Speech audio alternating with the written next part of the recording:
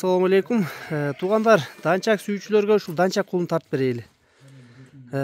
Маалыматына келсек, кулун достор Кыргызстанда туулуптур, бирок Ростовдон энесинин курсагында келиптир. Канчанчы июнда туулган дедиң? Июндун 20-сы туулган экен достор. Туулган күндөрүнөн бери баары билишет экен. 3 фут ак экен. Энесинен аксыда туулган экен, энеси дагы аксыда экен. Азыр энеси барбы жокпу билбейт экен. Курсагында келген кул экен. Баазын да жөндү коюп берем дейт. Баардык далил менен экен достор. Ошол жактан курсагында келип, Кыргызстанда могу аксыда туулганына баардыгына далил менен экен. Колго анча көнүп калыптыр достор. Бегазке баазы канча болот? Баазынан айтып коюң.